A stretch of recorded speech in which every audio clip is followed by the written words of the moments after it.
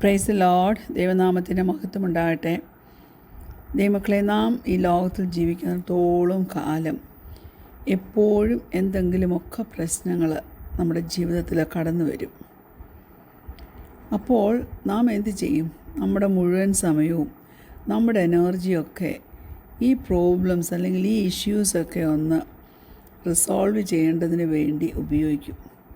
എന്നാൽ ഞാൻ പറയട്ടെ, ദൈവം എന്താ പറഞ്ഞതെന്നറിയാവോ? നീ അങ്ങനെ സമയം കളയാതെ നിൻ്റെ സകല പ്രശ്നങ്ങളും അവൻ്റെ മേലങ്ങിട്, അവനങ്ങ് കൊടുക്ക്. നീ നിൻ്റെ ഹൃദയം സറണ്ടർ ചെയ്ത് കഴിയുമ്പോൾ നിനക്ക് പ്രത്യാശയും എല്ലാ കാര്യങ്ങളും ടാക്കിൾ ചെയ്യാനുള്ള എനർജിയൊക്കെ ദൈവം തരും. Praise God. നിൻ്റെ പ്രോബ്ലംസിനെ നിനക്ക് ഓവർകം ചെയ്യണമെങ്കിൽ ഓവർകം ചെയ്യാൻ ഒറ്റ മാർഗമേ ഉള്ളൂ. Spend time with your Lord and saviour. ഇന്നത്തെ അല്പനേരത്തെ ചിന്തയ്ക്കായിട്ട് സങ്കീർത്തനം 147:3, സാം 147:3. മനം തകർന്നവരെ അവൻ സൗഖ്യമാക്കുകയും അവരുടെ മുറിവുകളെ കെട്ടുകയും ചെയ്യും. നമ്മൾ ചില വിഷയത്തിന് ഒരു വ്യത്യാസം വരണമെന്ന് വിചാരിച്ച് വെയിറ്റ് ചെയ്യുവാണെങ്കിൽ it has been a long road, നീണ്ടൊരു യാത്രയായിരിക്കും അത്.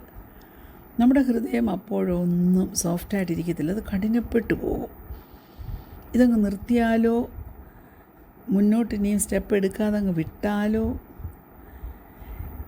സംഗതികൾക്ക് വ്യത്യാസം വരുമെന്ന് ഇനിയും വിശ്വസിക്കാതെ അതിൽ നിന്നൊരു വേദന ഇനിയും ഏറ്റെടുക്കാൻ പറ്റാതെ ഇങ്ങനെ സ്റ്റക്കായിട്ടിരിക്കാൻ ഇനിയും കഴിയത്തില്ല എന്ന് വെച്ച് ചില സമയത്ത് ദൈവമക്കളെ സാഹചര്യങ്ങൾക്കകത്ത് കുരുങ്ങിപ്പോയിട്ടില്ലേ? ദൈവത്തിൻ്റെ പ്ലാൻ നമ്മെക്കുറിച്ചുള്ളത് നാം ആദ്യം അറിയണം. ഒന്നാമത്തെ കാര്യം, നാം ഇങ്ങനെ ഐസൊലേറ്റ് ചെയ്ത് ഒരു കാര്യവും ആരോടും തുറന്നു പറയാതെ മാറി അകന്ന് ഒഴിഞ്ഞ് ഒക്കെ നിൽക്കുന്നത് ദൈവത്തിന് ഇഷ്ടമല്ല. നാം നമ്മുടെ ഹൃദയം കൊണ്ട് മറ്റുള്ളവരിൽ നിന്ന് അകന്നങ്ങ് പോകരുത്. ചിലപ്പോൾ നിനക്ക് തോന്നും ആ ഹാർട്ട് വളരെ ഹെവിയാന്ന്. നീ കരയുന്നത് മറ്റുള്ളവർ കാണരുതെന്ന് നീ ആഗ്രഹിക്കും. ഞാൻ പറയട്ടെ, നിനക്ക് പലപ്പോഴും പേടിയാണ്. നിൻ്റെ ജീവിതം കൊണ്ട് ആർക്കും ഒരു പ്രയോജനം വരുന്നില്ലല്ലോ എന്നുള്ള ചിന്ത. അതുകൊണ്ട് നീ അങ്ങ് ഒതുങ്ങിക്കൂടും, നീ അങ്ങ് മിണ്ടാതിരിക്കും. നിനക്ക് ചെയ്യാൻ കഴിയുന്ന ഏറ്റവും വലിയ നല്ല കാര്യം നീ അതിനെ അങ്ങ് ഇഗ്നോർ ചെയ്തേക്കും. എന്നാൽ നീ ആ കാര്യം ചെയ്തെടുപ്പാൻ മിടുക്കന. എന്നാൽ വേദന കടന്നു വരുമ്പോൾ നീ ആ വിഷയത്തിൻ്റെ ബ്രൈറ്റർ സൈഡിലോട്ട് നോക്കിയിട്ട്, ഞാൻ പറയട്ടെ, നിൻ്റെ ജീവിതത്തിൻ്റെ പോസിറ്റീവ് സൈഡ്സ് എല്ലാം ഒന്ന് ചിന്തിച്ചേ. ഹൃദയത്തിന് ഭാരം തോന്നുമ്പോൾ കുഞ്ഞെ, നീ നിന്നെ തന്നെ ഒന്ന് ബിസിയാക്കിക്കേ. നീ ഒന്ന് പ്രീ ഓക്യുപ്പൈഡ് ആക്കി നിന്നെ with task and projects and work. എപ്പോഴും നമുക്കൊത്തിരി കാര്യങ്ങൾ ചെയ്യാനുണ്ടല്ലോ. It is easy to keep moving, keep filling moments with the next thing and the next thing and the next. അങ്ങനെ വരുമ്പോൾ എന്നാ പറ്റുമെന്നറിയാവോ? Your heart gets buried, silenced in the busy and the noise. പലപ്പോഴും ഇതൊക്കെ അറിയാമെങ്കിലും കഴിയാതെ പോകുന്നു അല്ലേ? എന്നാൽ ഞാനൊരു കാര്യം പറയട്ടെ. നമ്മുടെ ഇമോഷൻസും നമ്മുടെ ഒപ്പീനിയൻസും നമ്മുടെ കഥ, നമ്മുടെ വേദന, അതിനെയൊക്കെ ഒന്ന് ട്രഷർ ചെയ്തേ. അതിൽ നിന്ന് ഒഴിഞ്ഞു മാറാതെ നീ വിചാരിക്കും എല്ലാവരും എന്നെ റിജക്റ്റ് ചെയ്യുക. നോ, നീ ആ ചിന്തകളെല്ലാം ഒന്ന് നെഗ്ലക്റ്റ് ചെയ്തേ. അതുകൊണ്ട് ഒരിക്കലും നിൻ്റെ ഫീലിങ്സ് നീ വെളിവാക്കാതിരിക്കരുത്. നിൻ്റെ ഒപ്പീനിയൻസ് ഇനി ഞാൻ ആരോടും പറയുന്നില്ല എന്ന് പറഞ്ഞ് മാറി നിൽക്കരുത്. നിൻ്റെ ആഗ്രഹങ്ങൾ, ദൈവമക്കളെ, അത് പ്രാധാന്യമുള്ളത് തന്നെ. നിൻ്റെ ഹൃദയത്തിൽ ആരാ വസിക്കുന്നത്? യേശു കർത്താവല്ലേ. യേശു കർത്താവ് എവിടെയാണ് വസിക്കുന്നത്? നമ്മിൽ. My spirit in your spirit abides in your heart. Hallelujah. അപ്പോൾ നമ്മുടെ ഹൃദയം ചിലതിനെയൊക്കെ ഹോൾഡ് ചെയ്യുന്നുണ്ട്. നമ്മുടെ ഇമോഷൻസിനെയും നമ്മുടെ ഐഡിയാസിനെയും നമ്മുടെ ചിന്തകളെയൊക്കെ ഹോൾഡ് ചെയ്യുന്നുണ്ട് അല്ലേ. അപ്പോൾ നമ്മുടെ ഹൃദയത്തിനൊരു വിലയുണ്ടല്ലോ. Your heart matters, your desires matters. അതുകൊണ്ട് എന്ത് ചെയ്യണം? നീ നിൻ്റെ ഹൃദയത്തിലൊന്ന് ഉണർത്തപ്പെടണം. നീ നിൻ്റെ ഹൃദയത്തെ ഒന്ന് ശ്രദ്ധിക്കണം. എന്നിട്ട് പഴയ ചിന്തകളെയൊക്കെ മാറ്റിയിട്ട് നീ നിൻ്റെ പെയിനെ ഒന്ന് അഡ്രസ്സ് ചെയ്യണം. നിനക്കറിയാം, യേശു കർത്താവ് നിന്നോട് പറയുന്നത് എന്തുവാ? കുഞ്ഞെ, എല്ലാം കാണാനും എല്ലാം കേൾക്കാനും എല്ലാം അനുഭവിപ്പാനും എല്ലാം സഹിപ്പാനും ഞാൻ നിനക്ക് കഴിവ് തന്നിട്ടുണ്ട്, ഞാൻ നിനക്ക് കൃപ തന്നിട്ടുണ്ട്. നീ ഒരു മാസ്റ്റർ പീസാണ്, നീ ബ്യൂട്ടിഫുള്ളാണ്. എന്നാൽ നീ കോംപ്ലക്സുമാ കേട്ടോ. ദൈവത്തിന് നിന്നെ യഥാസ്ഥാനപ്പെടുത്തി നിന്നെ സൗഖ്യമാക്കുവാൻ പ്ലാനുണ്ട്. ഡീപ് ബ്രത്ത് എടുത്തേ. കുഞ്ഞെ, നിനക്കൊരു യാത്ര മുമ്പിലോട്ടുണ്ട്. It is journey to your heart. നീ ഒറ്റയ്ക്കല്ല പോകുന്നത്. സന്തോഷത്തിൻ്റെ പ്രത്യാശ നിൻ്റെ ഹൃദയത്തിലേക്ക് വന്ന് നിറയട്ടെ. ഒരു പുതിയ ജീവിതത്തിൻ്റെ സൗരഭ്യം നിൻ്റെ ഹൃദയത്തിൽ നിറയട്ടെ. നീ ഒന്ന് യഥാസ്ഥാനപ്പെടട്ടെ. ചില പഴയ വേദനകളുണ്ടെങ്കിൽ അതിനെ ഒന്ന് ശ്രദ്ധിച്ചേ. നിൻ്റെ ഹൃദയത്തിന് നീ ഒന്ന് ശ്രദ്ധ കൊടുത്തേ. എന്നിട്ട് ഒരു ഡിസ്ട്രാക്ഷനുമില്ലാതെ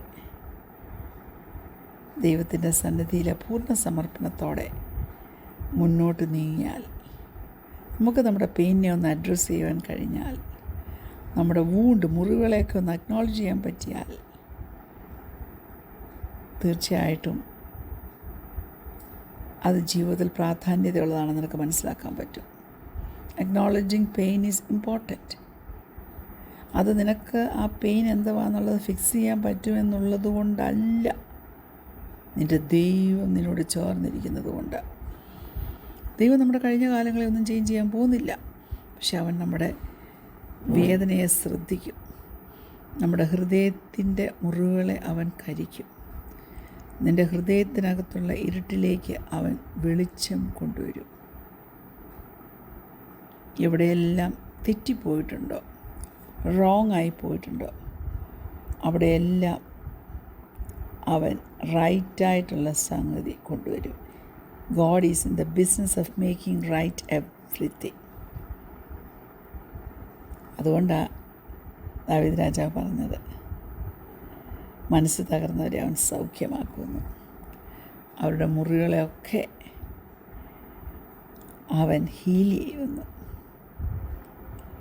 കുഞ്ഞെ, നീ ഹൃദയം തകർന്നിരിക്കുവാണെങ്കിലും ഓർത്തോണം, യേശുപ്പച്ചൻ നിന്നോട് അടുത്തിരിപ്പുണ്ട്. യേശു നിൻ്റെ അടുത്തുണ്ട് കുഞ്ഞെ. പരിശുദ്ധാത്മാവ് നിൻ്റെ അടുത്തുണ്ട്. ആത്മാവിൽ നീ ഞരങ്ങുവാണെങ്കിൽ ഓർത്തോണേ, നിന്നെ ആരും മറന്നു കളഞ്ഞിട്ടില്ല. ദൈവം നിന്നെ ഫോളോ ചെയ്തുകൊണ്ടായിരിക്കുന്നു. അവൻ നിന്നെ ശ്രദ്ധിച്ചു കൊണ്ടിരിക്കുക. ആയതിനാൽ അവന് നിൻ്റെ വൂൺസ്, നിൻ്റെ മുറിവുകളെപ്പറ്റി വിചാരവുമുണ്ട്. അവനത് ഹീല് ചെയ്യുകയും ചെയ്യും. ഞാൻ പറഞ്ഞല്ലോ, നീ ഒരു മാസ്റ്റർ പീസാണ്. ചിലപ്പോൾ അക്സെപ്റ്റ് ചെയ്യാൻ നിനക്ക് പാടായിരിക്കും. പക്ഷേ നമ്മൾ പുഷ് ഡൗൺ ചെയ്യുന്ന ആ വേദനയുണ്ടല്ലോ, നമുക്ക് അഡ്മിറ്റ് ചെയ്യാൻ പറ്റാത്ത ആ വേദനയുണ്ടല്ലോ, അത് വിലയുള്ളതാണ്. അതുകൊണ്ട് നമുക്ക് പരിശുദ്ധാത്മാവിനോട് സഹായം ചോദിക്കാം, പരിശുദ്ധാത്മാവിനോട് സംസാരിക്കാം. നമുക്ക് ദൈവത്തിന് വേണ്ടി സമർപ്പിച്ചു കൊടുക്കാം, ദൈവസന്നിധിയിൽ സമർപ്പിച്ചു കൊടുക്കാം. അതുകൊണ്ട് ദൈവത്തിൻ്റെ ശ്രദ്ധ നമുക്ക് തീർച്ചയായിട്ടും അവൻ തന്നിരിക്കും. അതുകൊണ്ട് പകുതി വഴി കെട്ടിട്ട് പോകരുത്. നിൻ്റെ മനസ്സിനെ, നിൻ്റെ ആത്മാവിനെ നിൻ്റെ ഹൃദയത്തെ എല്ലാം നീ ഒന്ന് ശ്രദ്ധിച്ചേ. യേശു കർത്താവ് നിൻ്റെ മുറിയിലുണ്ട് കുഞ്ഞേ. യേശു കർത്താവ് നിൻ്റെ അടുത്ത് നിൽപ്പുണ്ട്. He is with you now and he is eager to hear what you have to ask. നീ പറയുമായിരിക്കും, യേശുവേ, I am fearful and reluctant. ആയിക്കോട്ടെ, പക്ഷെ നിനക്ക് അവനിലൊന്ന് ആശ്രയിക്കാമോ? അവനെ ഒന്ന് വിശ്വസിക്കാമോ? ദൈവത്തിൻ്റെ സാന്നിധ്യം ഒന്ന് അനുഭവിക്കാമോ? അവൻ പറയുന്നൊന്ന് ശ്രദ്ധിക്കാമോ?